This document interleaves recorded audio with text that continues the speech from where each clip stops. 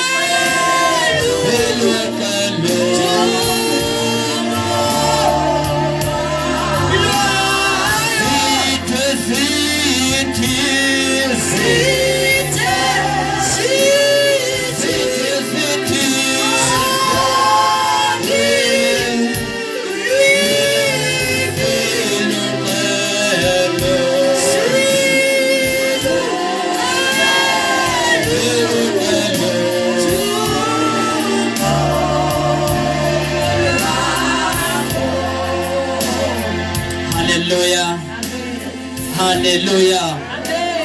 Hallelujah. Hallelujah. Hallelujah. Lidewe na naote ucho. Hallelujah.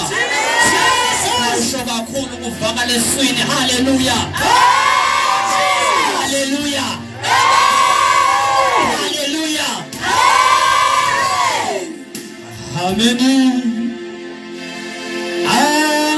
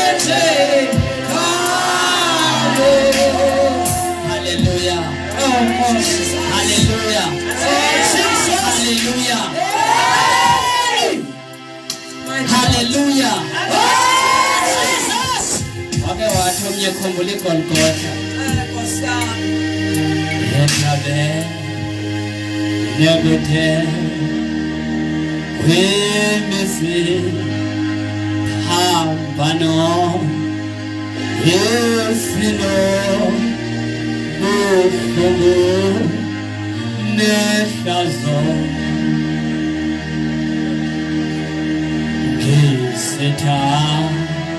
ngisithandazana ngobuJesu wami wabethelwa kuso ngenxa amen. Yingakho ngesibaba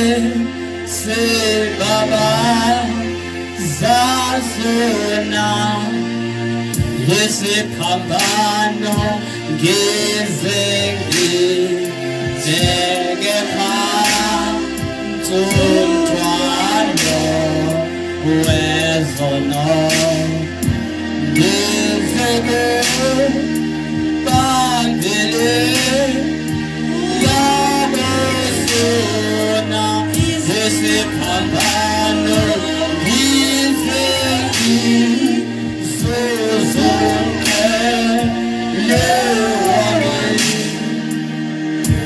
Hallelujah. Hallelujah. Amen. Hallelujah. Jesus. Uthomnye aemuthika Nkosi sehla lene kuyo indlu yakho kuyo indlu yakho yiza nawe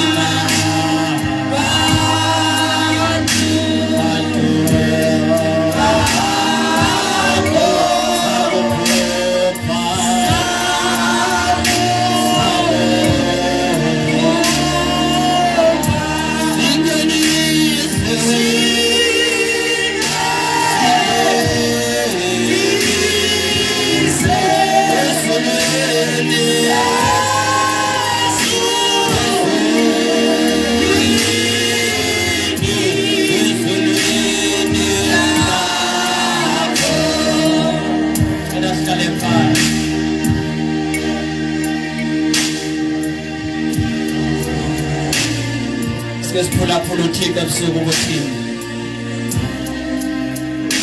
Ulisande izithoba kakhulu ukuthatha ukufundisa amaqhasho. Amumfundisi ngicela sibazame ngezandla ezikhulu.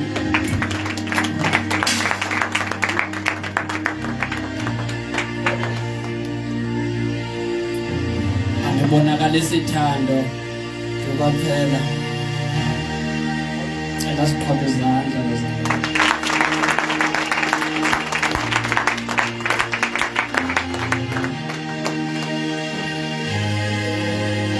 Entendeu?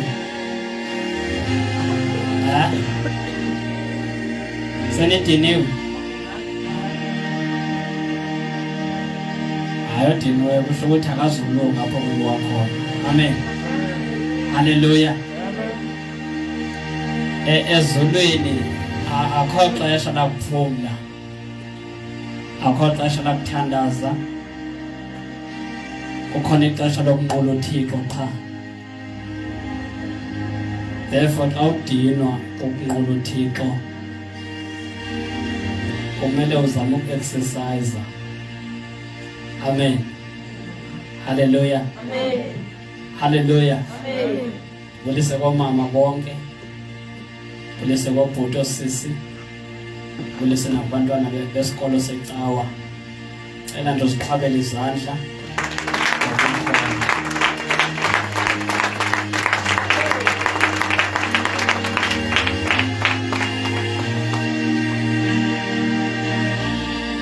Hallelujah. Amen. Hallelujah. Amen. Hallelujah. Amen. Cela nindamkele bathandekayo Nkosi. Hallelujah. Amen. Hallelujah. Amen. Sanongiqombela oyini. Hallelujah. Amen. Ifo ukwazi ukuncoma ngatsho nje cheese. Oh. Mr. Cheese uyakwazi ukuba akwazi ukukuncomisa. Hallelujah. Hallelujah. Hallelujah. Hallelujah. Hallelujah. Hallelujah. Ndibulisile abathandekayo. Avela igama ngoSipumza isename. Ndiyazalwa ePort St. John's, Eastern Cape. Ndasindiswa, ndisindisiwe, ndisakusindiswa. Hallelujah. Hallelujah. Ndasindiswa, ndisindisiwe, ndisaya kusindiswa. Hallelujah. Usindiso luzizigaba zintathu. Amen. Ngemini owamkela ngayo Yesu, uyaqala wenziwa ilungisa nguYesu olilungisa. Othi obhala incwadi kwabaseKorinte besibini chapter 5 verse 21. Olilungisa wenziwe isono, ongazani nesono wenziwe isono, ukuze aba bazana nesono bakumamkela isono sisuke kubo. Amen. Ithi ke lento awamkeli cawa, wamkela uYesu. Uye noYesu phakathi kwamadonga ecawa. Amen. Naxa ufike emadongeni ecawa subajonga abantu, awuzanga abantu yini uze kuYesu. Amen. Hallelujah. Ecaweni sukhutshwa kuba ukuthiwa kunochuku lwecawa. Umuntu onoYesu akumele nokuba unalo uchuku. Uchuku lwenziwa yintoni? Ukuthi unoYesu enhliziyweni. Xa ufika ecaweni ujonge abantu, ungajongi kuye. Uthi umbhalo wamaHebhere sisuse amehlo ethu ebantwini siwabhekise kuye, umqali nomgqibelelisi wokholo lwethu. Sikhona? Hallelujah. Aphinda athi umbhalo wamaHebhere sidlule entabeni ephathekayo. Sikhona? Sikhona? Safika kuYesu ngqo, kwiJerusalem yakwamoya enguKristu Yesu. Sikhona? Now naxa ufike ecaweni suba nebhongo ngamadonga ecawa. Okwesibini suqhayisa ngecawe yakho more than uYesu. Sikhona? Into ezetsala abantu nguYesu omphilelayo. Uthi uPaul xa ebhalela ibandla laseKorinte, wabafela bonke abaphilayo ukuze abaphilayo bangaphileli bona, baphilele yena wabafelayo. Sikhona? So apha ekuhambeni kwakho qhubeka nokumana uzijonga uba ingaba usaphilela yena na lo wakufelayo okanye sowuphilela wena na okanye friends zakho. Sikhona akumele uthengise ngokuzibulo, akumele nakanye ucompromise ukumphilela lo wakufelayo. Sikhona nokuba intoni ekunyanzelisayo ukuba ude ucompromise but ungaze uyenze lonto. Sikhona xa ucompromise uqabene noKristu. Sikhona xa usenzela abantu one xa uphila umzekelo xa kufa amawele zange ndeva kuthiwa ngcwatywa same time okanye mngxume nomnye mhlawumbi liyafe liyi-1 kushiyeke linye. Sikhona nasemtshatweni ngomjalo noba mhlawumbi banokulinyazwa yimoto ngoku abatshatileyo basweleke but abangcwatywa ngcwabeni linye. Laa nto ke iyathetha uba naphaa ezulwini umntu nomntu wobezimele phaqa yedwa phambi koKristu, ofe ekholwa, ofe engakholwa yehakuye. Sikhona ngoba yena uzoya kwesihlalo ithi iBhayibhile kwakuhleli esihlalweni esikhulu esimhlophe obuso bakhe bubalekelwa ngamazulu nomhlaba. Now khawube nomfanekiso ngqondweni uba xa kubaleka isibhakabhaka singaka ya nomhlaba ongaka, how much is a human being? Sikhona akho mntu bhekani njengoba sizule izidalato apha ne singqola sidika kwabanye. Now njengoba sizule izidalato senza izwi likaThixo. Now akho nomnye umuntu ekhutsonga ongafa abe ne-excuse bakhakushunyayelwe kuye. Andikhathali noba ukhonza St. John's, noba ukhonza ZCC, noba uhamba kwaprofethi bokuxoki, but akho nomnye umuntu seluThixo enze ilizwi Matthew 22 verse 10 uba phumani ezitalatweni. Ngoba aba bekufanele babalapha bezanga hamba nomeme nibabize bonke. Sikhona akho noyi-1 ongafa afika phambi koThixo athi khandishunyayezwe ngoba uyaxoka. Sikhona now ezulwini noba ivideo noba intoni enziwayo yonke into ephezu komhlaba kuThixo icace da. Sikhona xa uvale inhliziyo uThixo uyakubona. Sikhona xa kuthe kwashunyayela ukhona noba ukho if unendlebe uyeva uThixo unalo ityala. Sikhona haleluya haleluya. Bhekani ke bazalwane abe lapha ngoMarch kwinto East London East uThixo ubethelele kakhulu uba ithemba lakhe worldwide leli lizwe lethu libandla eliseMzantsi Afrika. Sikhona worldwide linye ibandla elithela kudla iBhayibhile lahlala emthandazweni likwazi ukunceda ibandla likaKristu kwihlabathi lonke lelase South Africa. But ibandla lase South Africa is too careless. Alikhathali spiritual.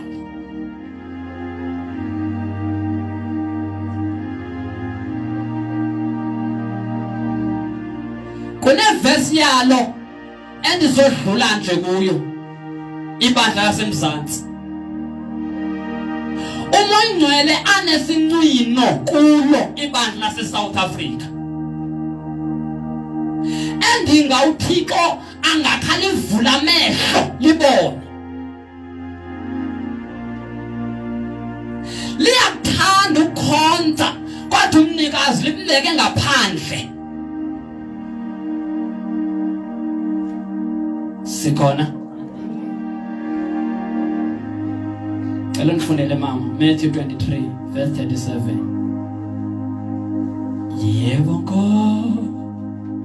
Nkosi ndiza kuwe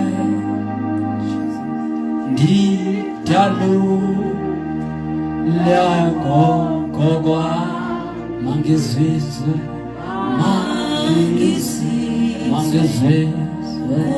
owe Jesu zizwele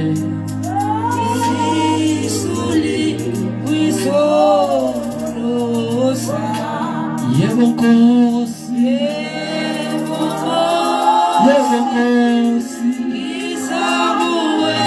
ndiza kuwe ngidalule mangizizwe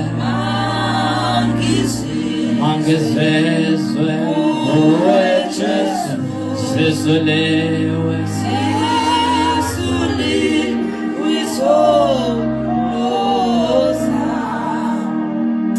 bandla lase-South Africa kunesicelo ezulwini,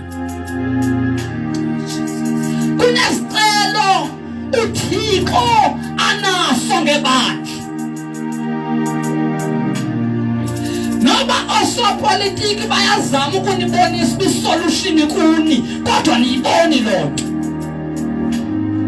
Noma uNkasi Kristu uyazama ukuziveza uba isisombululo se-South Africa but ibandla aliyiboni lonto.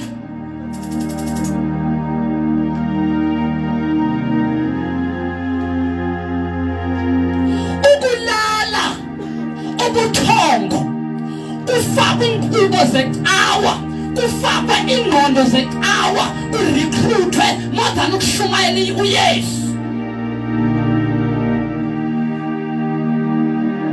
Verse 37. Matthew 23 verse 37. Yes. Inhloko ndaba.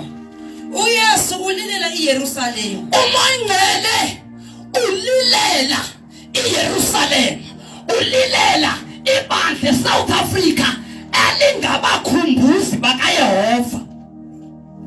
Ekumele ba alilali day and night begging God. Licanga uThixo, licanga uMongcele. Because ithe iBhayibhile indaba ezilungileyo zobukumkani ziyavakaliswa kulo lonke elimiweyo, including eziphelweni zehlabathi. Now noba ujonga imephu elona lizwe elisekugqibeleni kumazwe onke iSouth Africa. iSouth Africa leleyo iduty yethu ngoku kumele uba sibuyisela ubaba lolukaThixo kuThixo ngokushumayela iBhayibhile, ngokushumayela izwi likaThixo, ngokushumayela ubukumkani bukaThixo. Athi iBhayibhile umhlaba wonke ngokaThixo nabantu abakuye.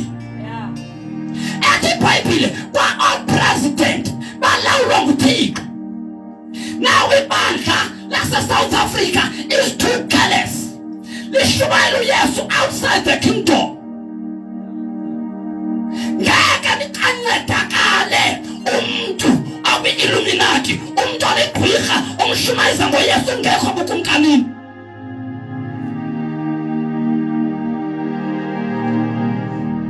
uYesu avakalisiweyo by many preachers bamshumayela outside ubukumkani, bamshumayela ngesitanda secawa.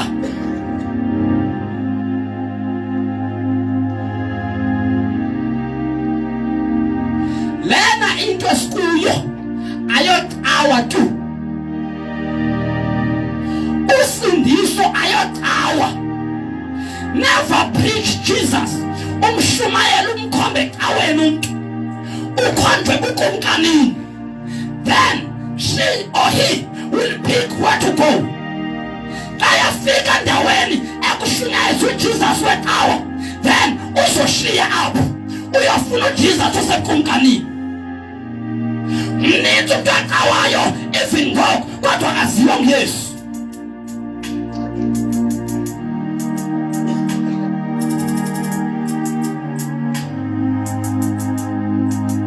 Many people abathi basindisiwe, abathi bagcinwa nguYesu, abathi bagcinwa inkosi, uKristu Yesu akabazi tu.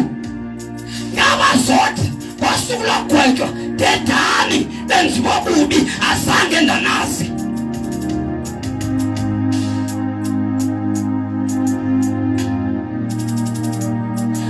Xa yafika uYesu ethi iBhayibhile wabhaptizwa emlanjeni eJordani, waphuma wayentlango wahlala 40 days.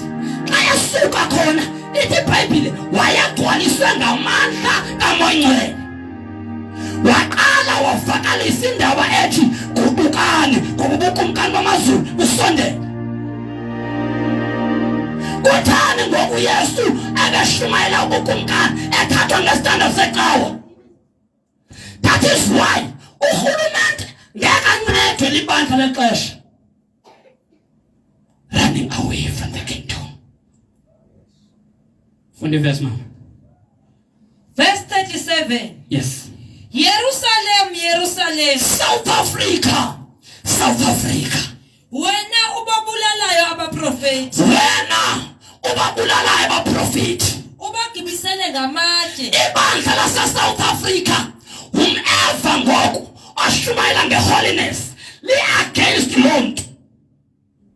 Umntu asamisa indaba kaKristu okwazi ukuhlangula umntu esonweni, ibandla lonke alonqeni ukukhola amatshe lilwe naloo mntu.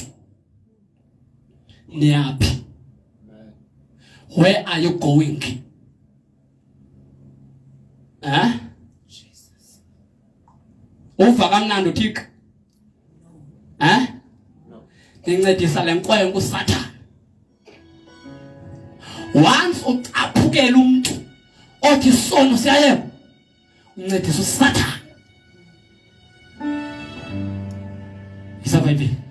Ubagibisele ngamatshe abo bathunywe kuwe. Zingaphi incedo zikaThixo ebezivuswe eSouth Africa?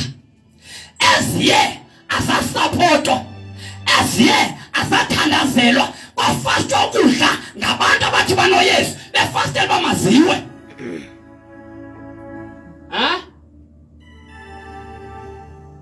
Bafebelila abebephethe lento bethunywa kwelizwe. Bafebelila inyembezi beshiya iSouth Africa, beshiya ibandla lingekho kwistandard, ngoba kuya kwakhona phakathi ebandleni abaye bazile ukudla bezilelwa mabafe. IsaBhayibhile. Ufuphi kangakanani na ndithande ukubabuthela ndawonye abantwana bakho. Yes. Ngohlobo esithi isikhukukazi siwabuthele ndawonye. Ufuna le nto Moya Ngcwele kuni bandla lase-South Africa. Ufuna ukunifukamela uMoya Ngcwele. Ufuna ukunifukamela uMoya Ngcwele.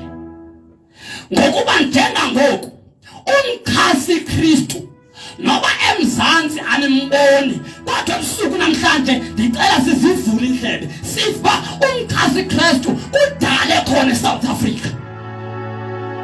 And ekhona nje yile nto nenza uba nilala ubuthongo kube nzima ukuthandaza ebusuku.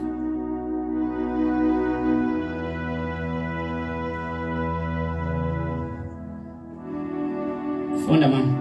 Siwabuthele ndawonye amaxole aso ngaphansi kwamaphiko. Yes. Anavuma. Yes. Yabonani indlu yenu ishiywa nani ize. Bhekani nabomncinci. Xa i-persecution yama-China ifikile eSouth Africa, xa ifikile kophela amabhongo ecawa,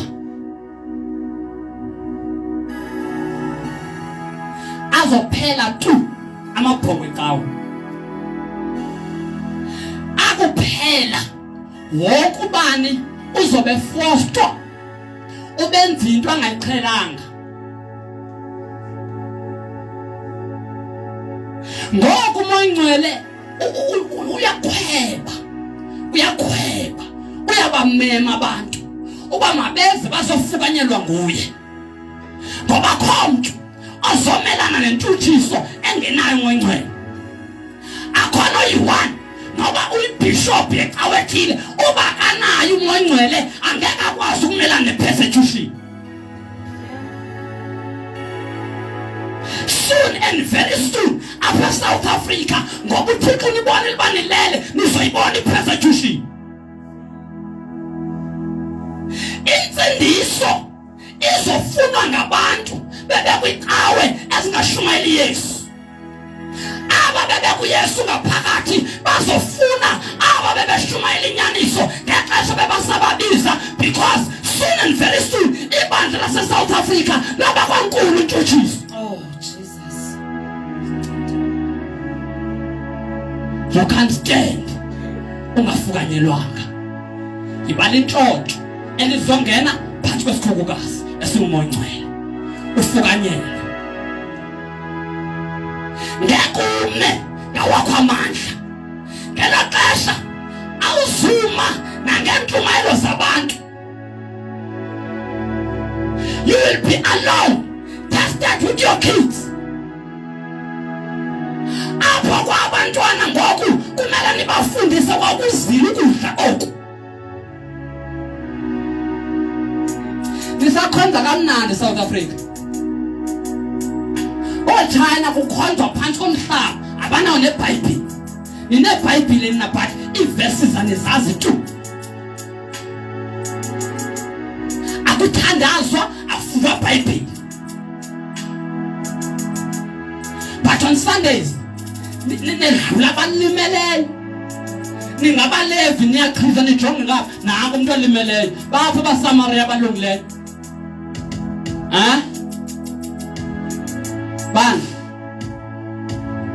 Bani base-South Africa kuthenjwe nina ngithika isaBhayibhile. Yabonani indlu yenu Yes, ishiywa nani yize. icawe zenu zize. Hayi nje icawe ezinkulu ezamasindiso. Icawe zamasindiso zize. Bagcwele abantu kodwa bazisidumbu phakathi ecaweni. Icawe zamakholwa athetha ngelwimi, bathetha ngelwimi bengaphandle. Bangaphakathi esakhiweni kodwa bangaphandle ezulwini. Zize icawa ungazibona zigcwala ndithetha ama-prophets of God. Zize akukho ukudla, awekho amanzi. Balambile abantwana bakaThixo bafuna uThixo kodwa uThixo ngoba ashunyayelwa akekho ecaweni. Indlu ize kodwa igcwele abantu. Zizidumbu zishunyazwa sesinesidumbu.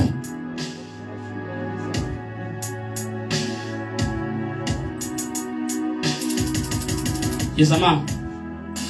Jesus. Kuba ndithi kuni. Yes. Anikuba sandibona emveni koku. Nide nithi makabongwe lo uzayo egameni lenkosi. Xa uYesu ebuye nizombona nonke. Yabona njengoba ningamfuni ngokwe-South Africa uYesu nithisa iBhayibhile.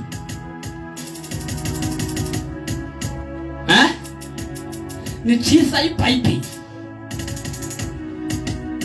Nikhonza izinyanya. Xa uJesu ebuya onke amehlo azombona. Ithi iBhayibhile izizwe zobe zinqanqazela ayevela. Wonke umuntu ophilayo ngoku kulicebiso elithi thatha insindiso eshunyayelwayo lwagama uThixo ngekashumayeleli. Ngoba xa sele elishumayelele njengoba izolo besithatha ngenyoka uSathane, imfazwe njengoba yayiqalayo yoziphele ngomhla kuthiwa ngumhla wa-Armageddon. Ngosuku ekuthiwa sobe zonke ii-presidents, sobe zonke ii-kings, babe bonke abantu abangakholwanga kuYesu bazobe bephethe izikhali beyosilwa noSirayeli. Then ithi iBhayibhile kwabantu umprofethi wobuxoki abanibalandelayo. Nomkhasi Kristu babanjwa ngoKristu baphoswa emlilweni bephila. Sikhona? After that kubizwa intaka. Intaka njengoba ngoku nisazivisa kalusizi zisazobizwa intaka. Kuthiwe mazize nansi sapha naku kudla kube kuzidumbu zabantu. Ezekiel 39 yoba iminyaka eyi7 kuzanywa ukungcwatshwa izidumbu zabantu. Izibhamu ezi zisazoyeka zisibhamu. Uthi uEzekiel zisazojika zibe yifuel zibe yipetrol.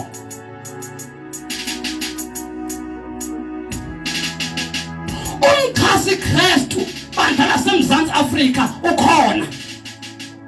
Uredi ulinde ibandla baliyaphi. Njengoba imessage zobukumkani zingafunwa libandla laseSouth Africa, nifuna ukuvusela, nifuna ukumotivatwa, kodwa nisesonweni. Ungambona uYesu naso? Sobizano mazi phele yinhliziyo yibe ncane yizwa wonde tethelele Kosia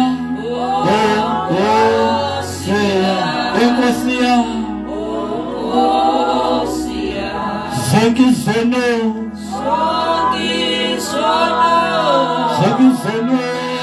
mazikele inhliziyo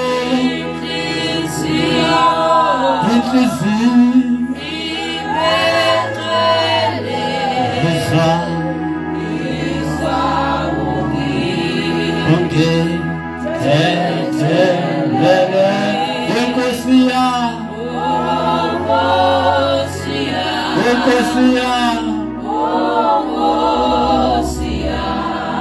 Bekani bazalwane, wathi uThixo lencwadi ngekabikho ethetha kumuntu ozalwe kwelizwe. Yeka mfowethu. Khona umuntu onecoin, manje nje icoin uzophinda ibuye. Quickly. Yizwa imithandazo yethu Kristu Yesu. Ngaze sikelela thina losapho lwayo. Bekani aphe khona uThixo uyanithanda niyeva? Nyandiva? Niyathanda aphe khona uThixo. Sikhona? Yekazonwele wena. Wathi uThixo lento ingekafiki. Sikhona? Lo mbhalo ezibhalo ezingcwele zingekafiki phi eSouth Africa. Lena yayikhona but ingekembiwa.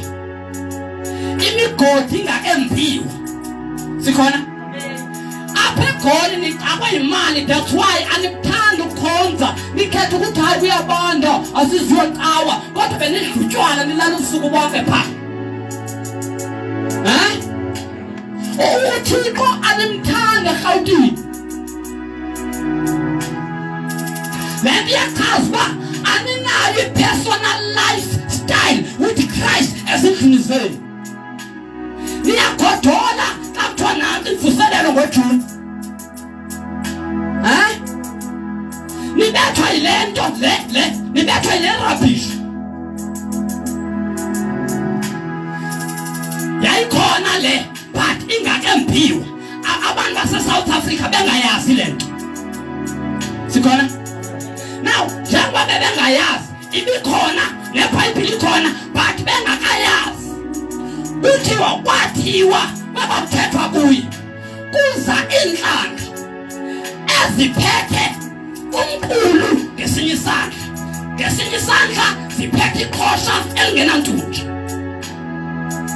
Wathi uThixo wayethetha kuye wathi zenithatha umqulu niliyeke iqhosha. Sikhona? Sikhona? Iqhosha eliyimali, imali eniyibiza ngoba irand, enilahlekisileyo, enikhuphileyo kuThixo, enilahlekise nomoya ingcwele. Yilena ihlabathi ngoku liqabana ngenxa yalo iqhosha. Umkhasi Kristu uphume elubala ephethe iqhosha elingenantunja, erecruiter ngitsho nasendlini kaThixo, ekhupha abantu ngento ekuthiwa yi-cryptocurrency kuThixo.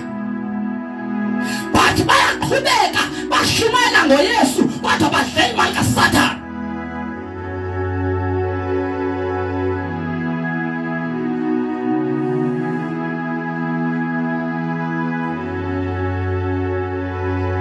Wathiwa le nto le maningayithathi, nithathe umqulu. Isizathu saloo nto uThixo uJeremiya wazikamva. UThixo ukwithemba ukhona ikamva. Athi uYesu uMangcwele wanibikela nekamva. Sikhona? Now uThixo wasinga wabona kule minyaka yethu. Wabona ihlabathi ngokukodwa i-Western world, which is the America ne-European countries, so beziphethe imali zilahlekisa ihlabathi. Isisombululo sehlabathi sabekwa emqulwini oxelwe eSouth Africa.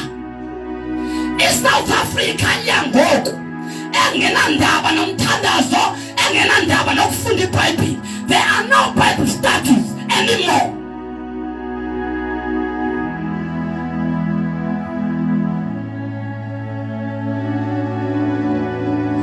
Wathi uThixo oba nithe nayithatha le nto eliqhosha, indlu yokwehlulwa kabini, yoba kuqabana phakathi koyise nonyana, phakathi konina namadodakazi, phakathi kwefamily yonke yoba ngumlo. Kunjani ngoku esifamily ngenxa yale nto?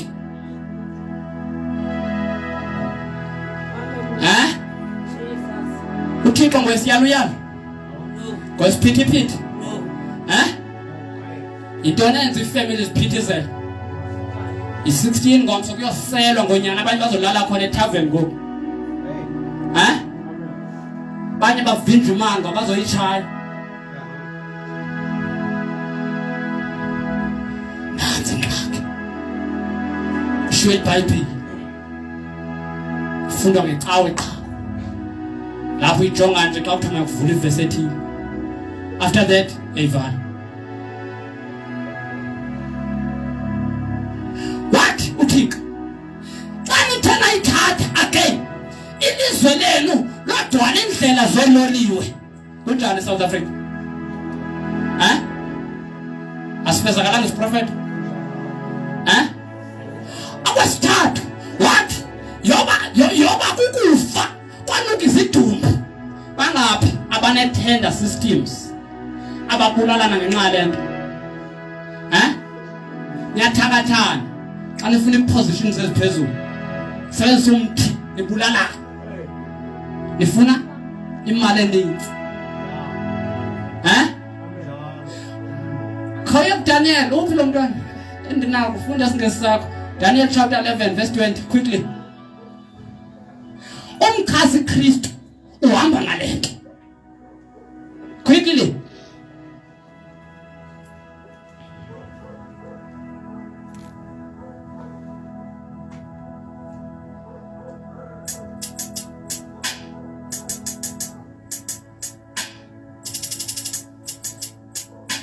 No. Verse 20.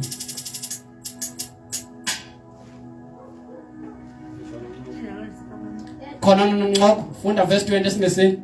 Then shall arise in his place one who shall send an exactor of tribute. Yes. For the glory of the kingdom. But within few days he shall be broken. Neither in anger nor in battle. Yes. 21. In his place shall arise and yes. In his place shall arise a contemptible person. Yes. To whom loyal majesty has not been given. He shall come in without warning and obtain the kingdom by flatteries. Asekho isingesi mhlambe esingazokhumsha kakhulu.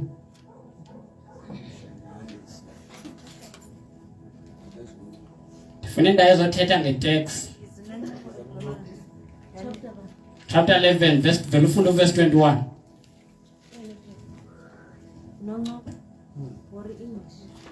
Noncoko ufunda noncoko. What got Daniel chapter 11 verse 21. Verse 21. Yes.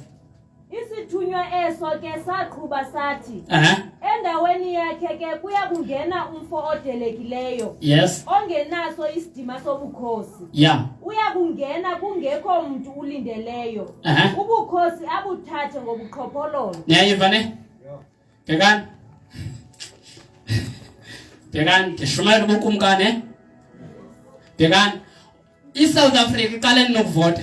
Kwakhona idemocracy 94 ne kwavotwa nini ngo99 again kwavotwa ngo204 kwavotwa ngo209 2014 2019 ungene nento nephethengo 2017 yes 2017 towards the end of 2017 Copy verse tell ngayo Verse 21. Yes. Isithunywa eso ke saqhuba sathi. Yeah. Endaweni yakhe ke kuya kungena umfo odelekileyo. Ongenaso isidima sobukhosi. Akanasidima sobukhosi. Uya kungena kungekho umuntu ulindeleyo. Ongena without anyone expecting. Besilindele thina ukuvota ngo2019. But yena ongena ngo2017. Ewe ubukhosi abuthathe ngobuqhophololo. Ukuphatha abantu wobuthatha ngobuqhophololo. Ayithethe ngetext apho kweso singesi mama? Khawufunda itext leyo. Tax. He will be the tax collector. Itax yenyuka ngo2017. Verse 20. IVAT yenyuka ngo2017. Food prices goes up ngo2017. Umkhasi Kristu ufiki.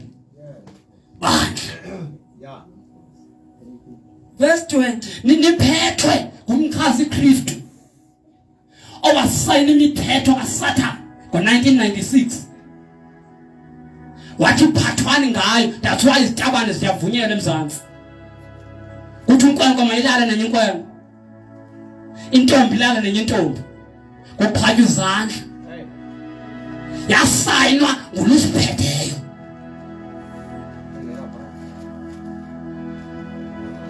Now wangena ube president kungafanele uyangena bekumele ulinde u2019 ubuzangena but wangena before time ngoba nemali. That's why economy sazinyuke isaphethwe nguye.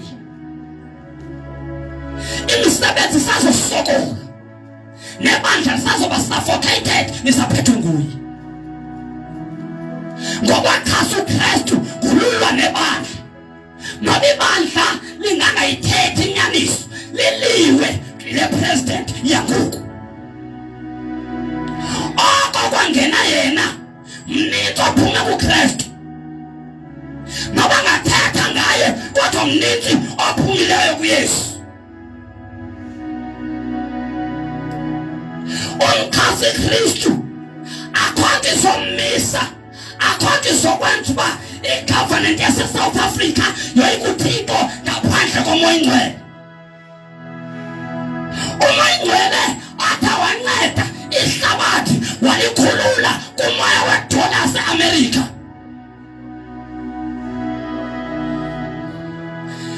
ukungabi nalwazi kwebandla nabantu basemzantsi bayakhala xa bebona idola isingelwa phansi by African continent akukho mnandi ukuba sabelwe umhlaba wethu ngabantu base-America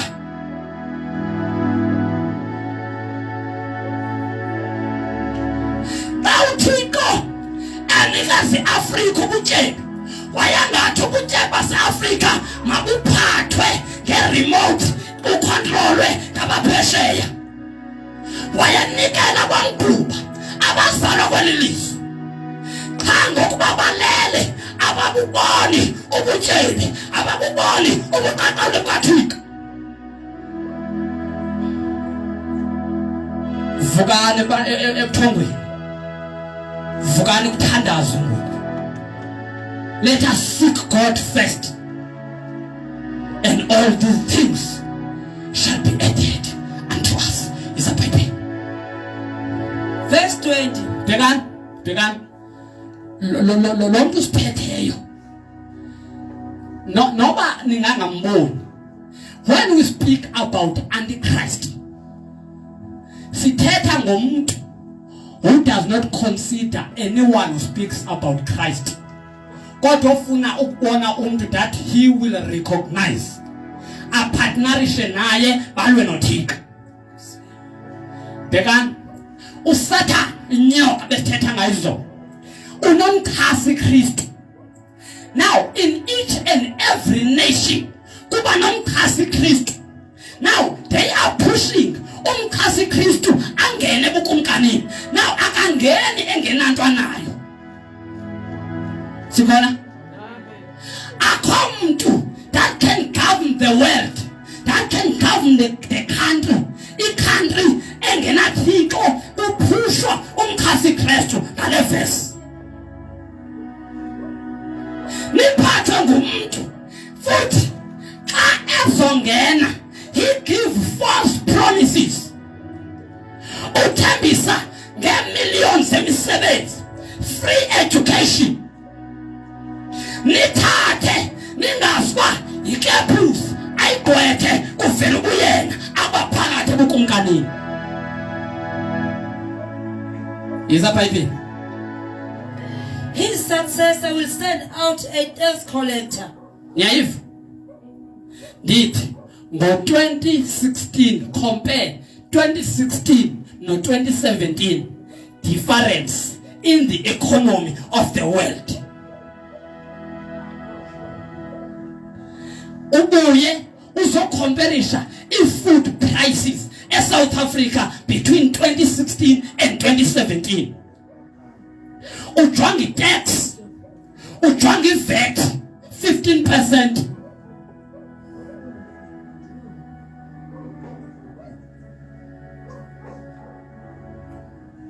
Bheka umkhasi Kristu ndithenga umuntu izolo uSathana ngumoya sozombona uSathana ubona ngama-satanist top satanist awaphesheya la senzela iPhones ngama-satanist sikhona sidlala WhatsApp ngababo that's why xa uno WhatsApp shumayela lapha sokudlala sokubuka i-pictures abantu preach the gospel uno Facebook use Facebook to preach the gospel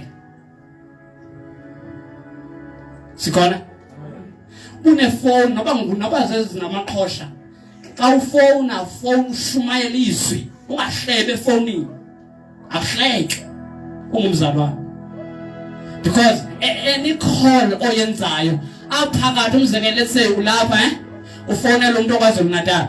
Now apha phakathi kwenu there are waves. Kunento amaza like any connector umuntu oseGauteng noKwaZulu Natal. Now kwezi wave phakathi kunama demon alinda uba xa uhleba athatha inhleko yakho xa uthandaza ungayi umthandazo ezulwini. Sanuhleba nange social network musani ukuhleba. Niyazikhupha kuthika ngokuhleba. Sikhona? Akusho iBhayibheli. Revelation 21 verse 8. Abahlebi bangaphandle kobukumkani. Now siba sebukumkani sisesemhlabeni. Sikhona?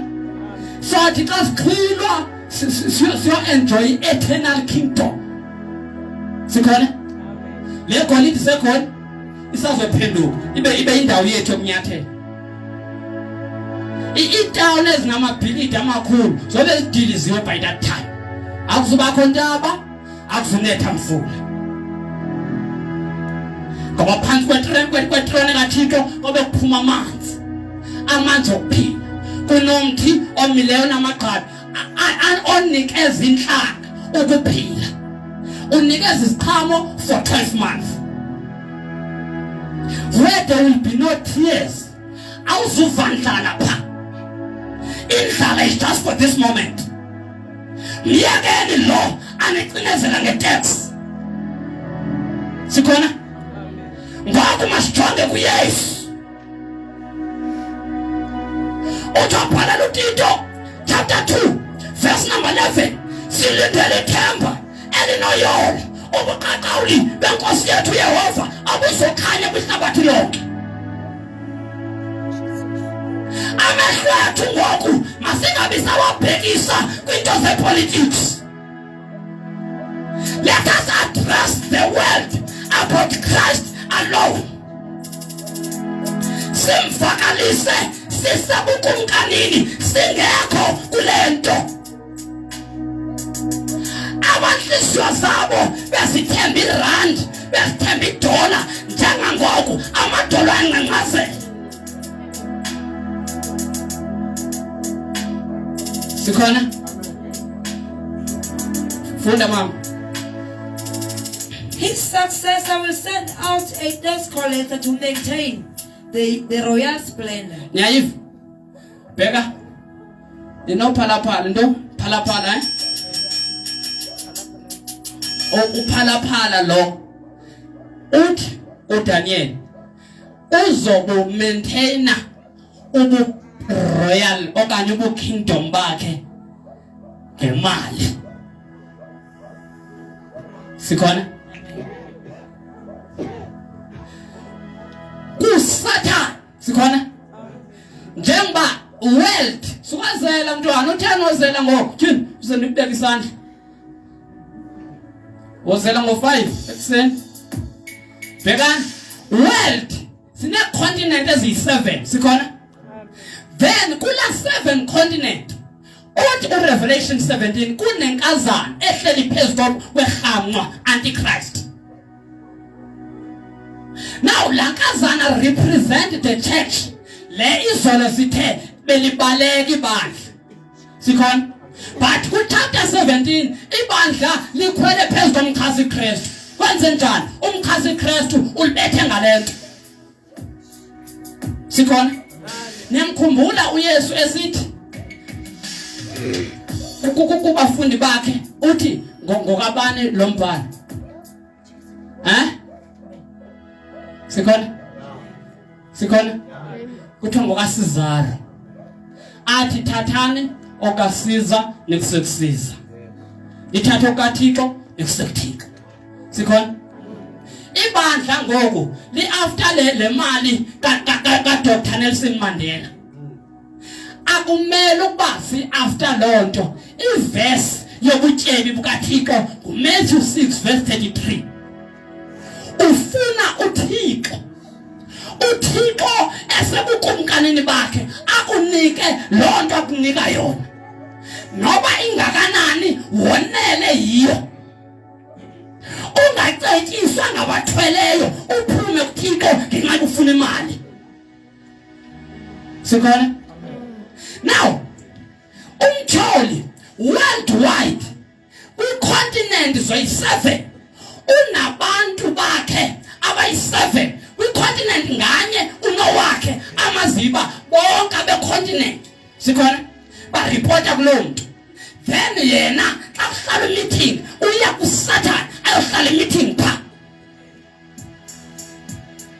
yijongeni imibutho ye-politicians yiyeke leyenu yalapha iweek apha eSouth Africa bajongeni into yokuthiwa ziSADC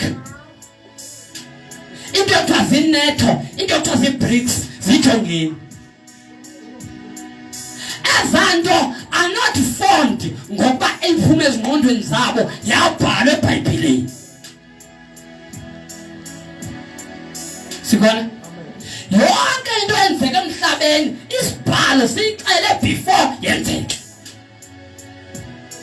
but isibhalo asifundwa xa kusiliwa siyothuka xa kugwaza umuntu siyothuka xa ungena umuntu ofana nalo siyothuka iBhayibheli khange ithethe lonto hayi ngoYesu nala othi ezinto ndinixelela ukuthi xa zisenzeka nikholwe uba bendinguye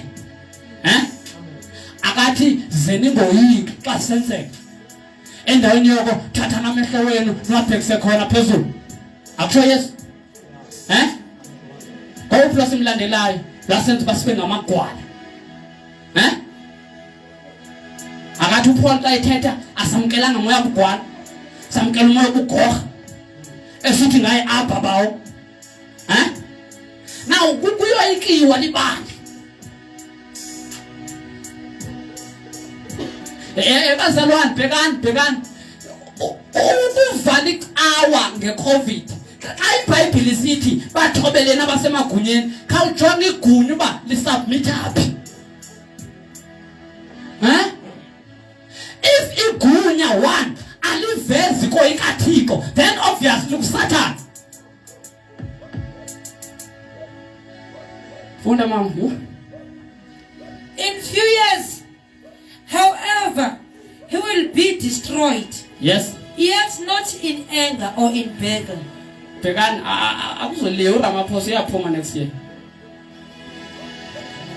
asizophathwa nguye eSouth Africa next year niyandiva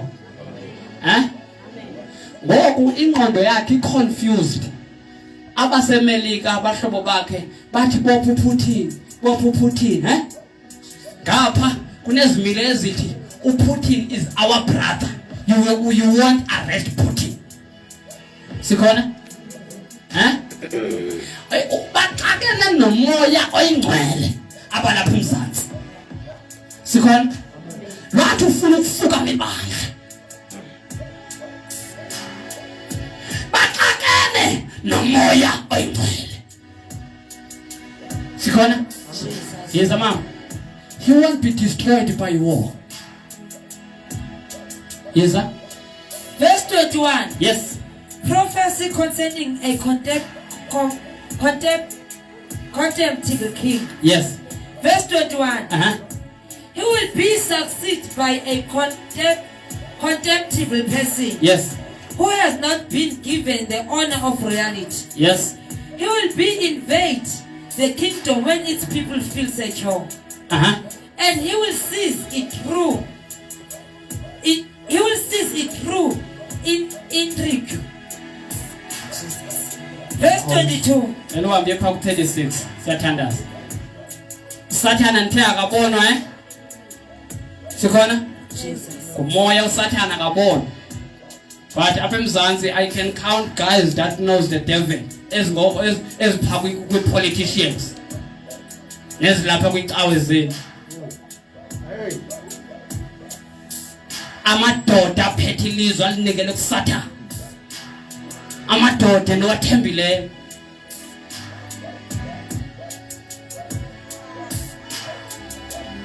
yes ma'am verse 36 verse 36 yes the king will do as he pleases he will exalt wakwenza ngokuthanda kwakhe ikhona into eke yasuka kwi-masses okanye kubantu basemzantsi eya president wayimamela No. and niyanixaka emzantsi manivuza ukuthuka futhi ngo-2012 upresident wenu ubulele abantu abemarikana ndiyazi nebendawo but ngo-2017 nimangena niphathe lo banjani ilizwe liphethwe ngumuntu ogcwele igazi bandla where were you by that time 2017 lala gusha iqhele kutsho lento nabethwa ngalento nilibandla nafocusa kulento wangena umbulala ungasipala statistics from 2017 until today how many people abafa ngokugwaza bafa ngokudutyula how many people abafa ngecar accidents last year July to September bekuthiwa 7,000 yabantu abafe ngokugilwa zimoto 7,000. Can you imagine the waste of the blood of people? Sikon akuthe kwachitheka igazi labani igazi kuchitheka igazi apha ekhutshwa umzalwane kwenkulu incane because amademon ayofunqa amagqwirha ayofunqa pha afumana amandla amagqwirha akaphili ngenye into aphila ngegazi and akaphili ngegazi nelwanyana aphila ngegazi labantu Sikon yeza mama nakumahleli phansi ungadugodola He will exalt and magnify himself above every god. Beka. I wish that I libel that document. But ke mhlambe ngomso singayiphatha. Bhekani bazalwane ndithi uRamaphosa Cyril Ramaphosa wasayina imithetho kaAntichrist 1994 nefumana igovernance yedemocracy. Sikhona idemocracy ekubhalwe ngayo eBhayibhelini 1 Samuel chapter 8. Awufunda pha abantu ukuthi babedikwa ukuphathwa ngithika because abantu bayadikwa ukuphathwa ngithika. Bazifunela ukumkani njengenhlamba. Now la kumkani kuthiwa amasimo uzowathatha tax collector. Onyana benu bazomtsala yena besenqwelweni bakhokhela amahashe onyana benu. Bazolwe izimpi zakhe lento yenzeke ngo-2012 eSouth Africa. Akayozilwela uthumela abantu bahamba nodubula nibulala. Sikhona? Sithule silibandla. Xa yonakele yolungiswa ngoba. If umntwana ona 5 wena umdala xa ethuka unqandi then ngubani ozoba wrong xa la mntwana ena 14 years. Ngulumdala amiyekileyo ethuka emncinci. Sikhona? Into wrong iyalungiswa. Into iBhayibhile ethi ayiyo ke. Sicanga sonke. Sicanga ukuba nabalandeli abaninzi. Sicanga uku-invite. Sayikujele. Akathanga uyesu naso ke sikhutshwe kwisinagoga, soke sikhutshwe kwendaweni zokukhonza. Simiswe phambi kwekumkani. Athi ningakhangela uba nothetha ntoni ngelo xesha ubawo ngomoya wakhe wonika into eniyakuyithetha. Uyalala wena kuse-early funda mama. He will exalt and magnify himself above every god. Waziphakamisa ngaphezu kwazo zonke into ezinothixo phakathi. Ewe. And he will say unheard of things. Uzothetha izinto ezingazange zathethwa. Yes. Against the God of gods. Athethe nothixo wothixo. He will be successful until the time of wrath. Yes. Until the time of wrath is completed. Yes.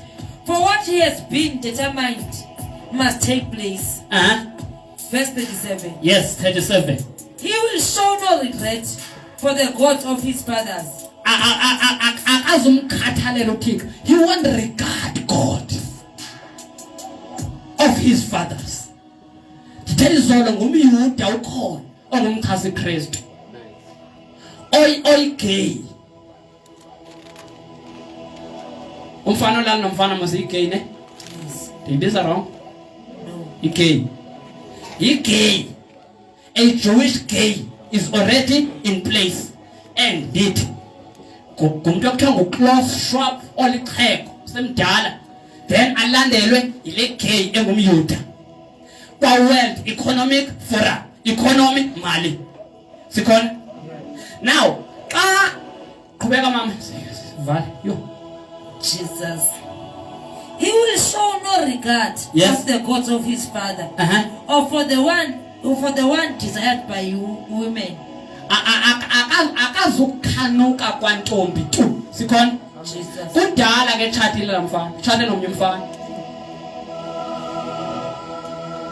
xa ethetha ngoThixo uthetha ngaye amcinezela uThixo ngentetho sikhona now ndithi World Economic Forum kuthiwa kwi-South Africa kuthiwa ningayithathi lento siyavala ngoku ningayithathi lento lo World Economic Forum usistaba akathandi ukulala nentombi sikhona ayithanga iBhayibhile makukhanye kwandiwe na sigcwalisa ihlabathi akathanda uThixo xa ethethe endalweni athi indalo mayizale ngokwesiqhamo sayo so isiqhamo esiphuma endodeni singena emfazini kuphuma umuntu sikhona then ndithi uthi umbhali u-Antichrist waziphakamisa ngaphezu koThixo yonke into ebizwa ngoThixo wayixhasa sikhona now umuntu axhasa uba makungazalwa ngobani nguSathane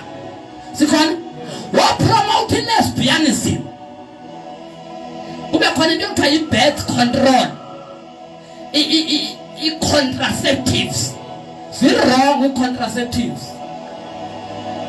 sorry to say so zirongo i-contraceptives sikhona when you do i-contraception you are not doing what is right wenza into ngokungekho mthethweni that's why ke kumele ulinde ubuyintombi ubonwe ulotsholwe then you can do what is right sikhona then when you do i-contraceptive ungqinelana noSathane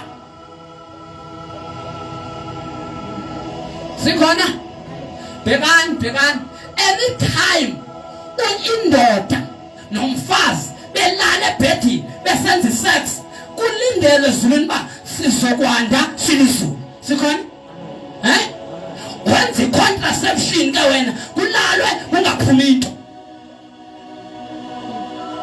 ne-condoms zirongo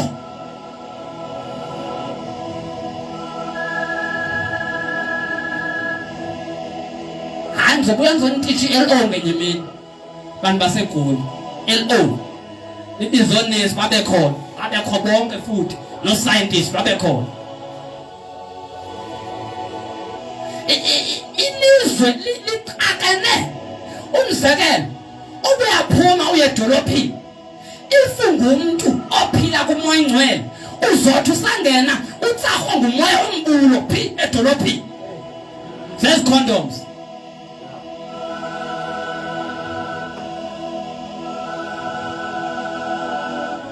hayi ndinganenyumba ze-feelings ngibeka izandla ningakhanuki ningarhali ningabi nenkanuko bantu abatsha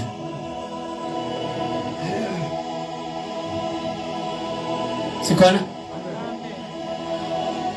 lo Antichrist ukhona uthi uPaul 2 Thessalonians chapter 2 uthi akakabonakala ukusebenza kwakhe usasebenza under carpet ulindi bakususwe lowo omphazamisayo kubani omphazamisayo kumoya oyingcwele sikhona then World Economic Forum njengangoku ibikhaya ngongoze Africa inkonkozela ntoni ifuna imali ibe yi-1 because uSathane ubhizi uyakhankasa ukhankasela ntoni a world that is ungovernable ilizwe elingenamthetho ihlabathi elingenamthetho sisekhona esashumayela iBhayibheli uyaxoka uSathane, uyaxoka uAntichrist, nomprofethi waqoki uyaxoka. This world will be governable. Ayizukwenziwa sithi lonto kwathi kwi-vessels eziyimizimba siyivumela uba umoya ayifukamele xa siphuma ngaphansi kwakhe siyokwazisa ngobukumkani bukaThixo kubantu bonke. Then izinto ezoSathane, izinto zomkhasi Kristu, izinto zo-false prophet asizukwazi uku-operate at all. Amagqwirha xa kukho abazalwana basebukumkani nendaweni ngabantu bekumele uba baresigna every day kuSathane.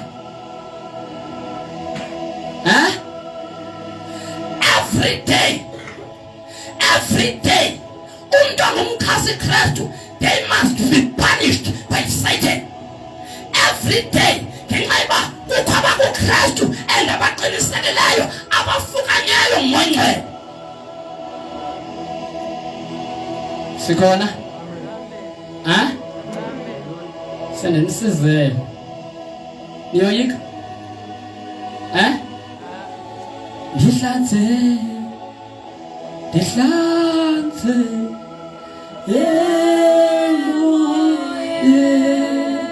Niwa angibethelwe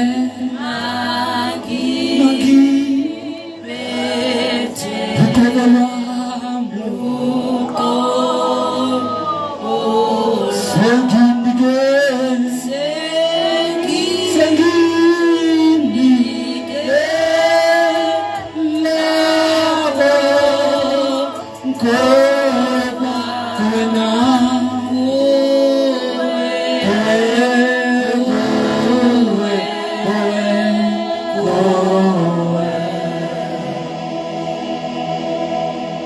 America jenako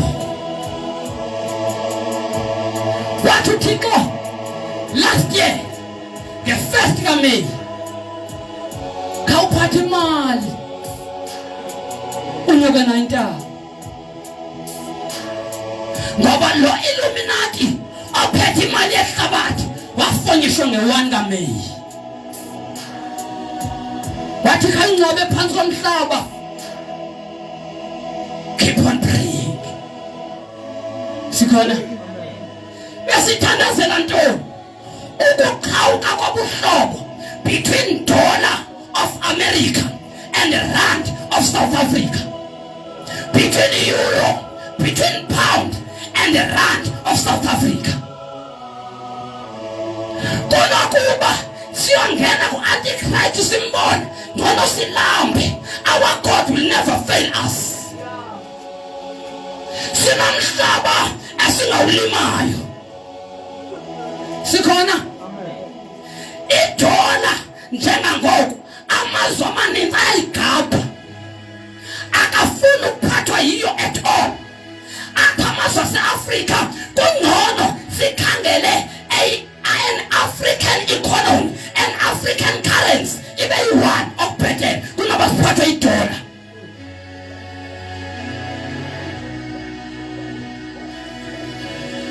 Kuwe Baba ngibeki tebala kuwe Baba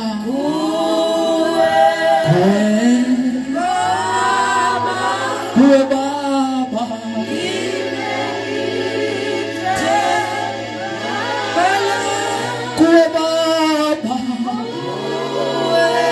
kuwe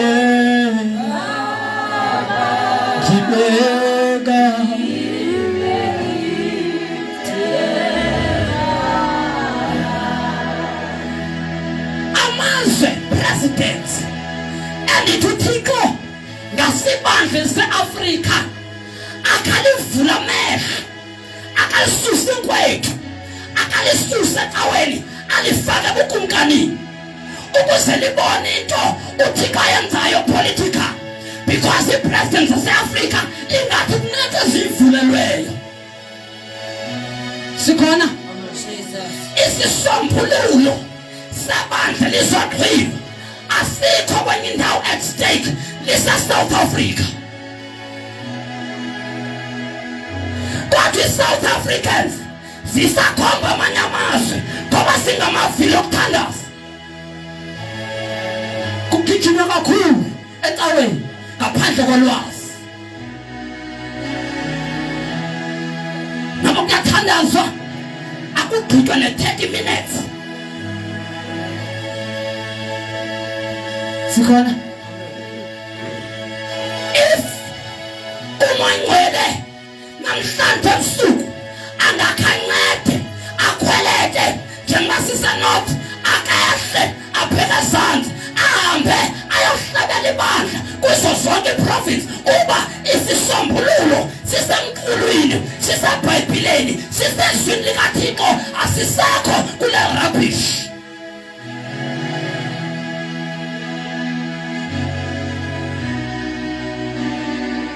Uthenga ngayo udle after an hour kufuneka uye ngasese intoni le intoni le niyayibona bayi rubbish uyayidla within 2 hours so uya ngasese ambokhupha le sikhona kodwa kunesonka ophuzayo kulawa manzi ophuzayo kulawa manzi ophuzayo kulawa manzi omena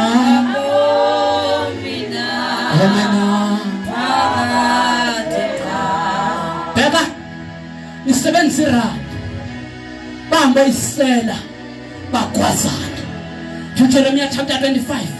Selani nenxele nigeze nihexe niwe ningavuki ngenxa yendebe yewayini endimthumele yona. Emzansi noba umuntu akaphangeli umuntu akonqina ukukhupha imali ahamba umthengele ibhiya akanampahla lo akanako nokudla endlini. How corrupt are you?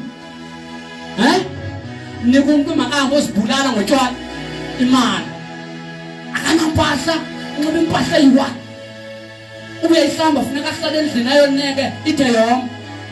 South Africans nilahlwe lento akho buntu tu makhelwane akasamthanda umakhelwane nhlaba zonke zezendlu yakhe ngenxa lento sikhona njengoba i-vice president engithi ngumuntu ongumama onguKamala Harris eAmerica ukhupha $, uyabribe kwi-African countries uba kanivumele ubutawala.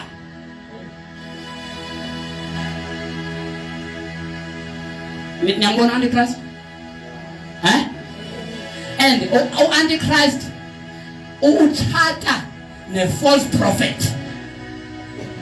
Sikhona njengangoko umthandazo wami uthi uThixo ngaske engulinkwethu yebandla noba uPope Francis angacengwa zipresident uba makazocenga ibandla lase-South Africa because inje into abazalwane inje into umkhasi Kristu xa engakwazi ukungena endaweni umlahlekisi yi-false prophet. Sikhona then wavusa a false prophet to deceive many. That's why abalahlekana nomqulu kulula ukuba abantwana bakaThixo badliswa idongo badliswa amaphela badlinga ecaweni baseleza utshwala ecaweni because balahle lento. Sikhona now ihlabathi liqakwe imali. Sikhona uthe uThixo masingayithathi thatha imali yakho ke mama wathi uThixo thatha nomqulu ngoba ihlabathi lisazokakwa imali kodwa nina South Africans nakuthatha umqulu niza kundisombululela ingxoba kaxaka engemali. Masiphakame sime ngenyawo siyathandaza siyathandaza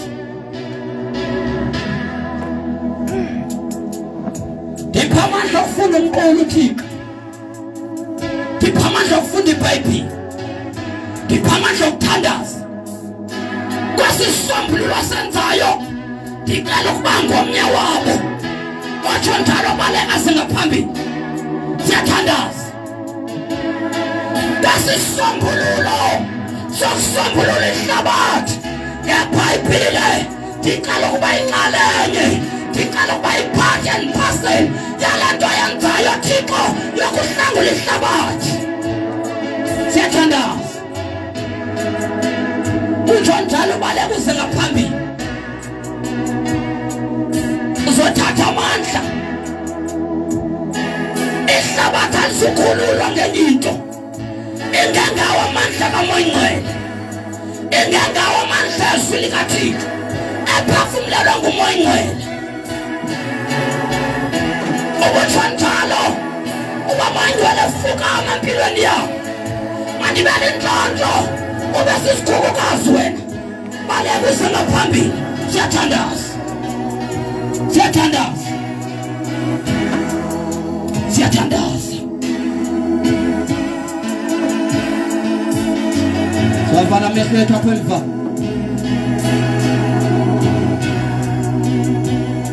Siyathandaza.